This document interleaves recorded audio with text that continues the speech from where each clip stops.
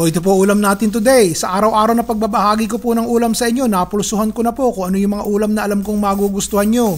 Pati yung mga rikadong alam kong mabibili ng karamihan sa inyo. Minsan po, sinasalitan ko ng mga ulam na hindi pangkaraniwan. Yung bang panghandaan, pero ngayon po, balik murang lutong bahay muna tayo ha. Ang magulay na sahog po nito, pangkaraniwang nakikita nyo na sa palengke, pero ang hindi alam ng iba. Pag pinagsama-sama, kahit murang halaga, patok naman po sa panlasa.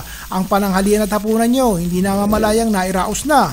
Isasama ko na po itong tokwa dahil luto na po ang liempo. At ng tuluyang maiprito itong tokwa. Luto na po yung tokwa nung nabili ko, pero iinit-init lang natin dahil nasa freezer po. At tinunaw ko muna.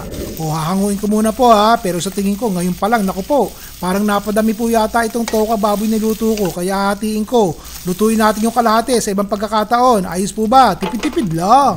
O 1/4 na papaya po itong isasama ko. Pag umuulan, naihingi lang po sa kapitbahay yan. Lalo na pag may nagdaang bagyo, medyo mura dahil maraming bumagsak sa puno. Yan na lang po muna isama nyo ha.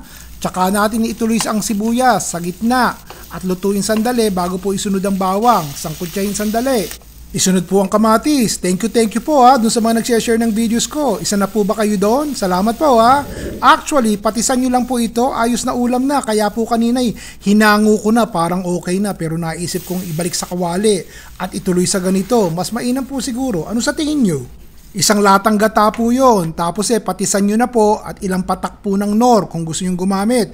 Hayaan nyo na pong magmantika. At pag medyo brown na po ang sarsa, ihulog na po natin tong mga bulilit na okra. Isang malaking plastic bag po yan ng isang araw. Hinatikot, napakadami. Yung isa, ginawa kong sinigang. Ngayon naman ginataan ko. Pwede na po yan.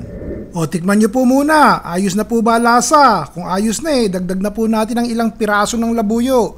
Hindi ko na po hiniwa sa gitna. Masyadong aanghang baka po mag-apoy ang bibig ng kakain. Tapos delagyan po natin ng malunggay, isa pang gulay na nahihingi sa kapitbahay pagdaan po ng bagyo tsaka maulan. Masustansya na, libre pa. O hindi po kamahalan ng ulam natin ngayon okay na okay sa budget. Isa na namang grasya ang nairaos natin. Salamat po sa Diyos at kahit papaano naitatawid natin ang pang-araw-araw sa mga ganitong ulam. O nakaraos tayo. O bukas ganyan din po ulit. Basta masarap. May sabaw, may sarsa, basta boom boom boom. Tapos na. Ganyan po. Ayos, Ron Bilaro.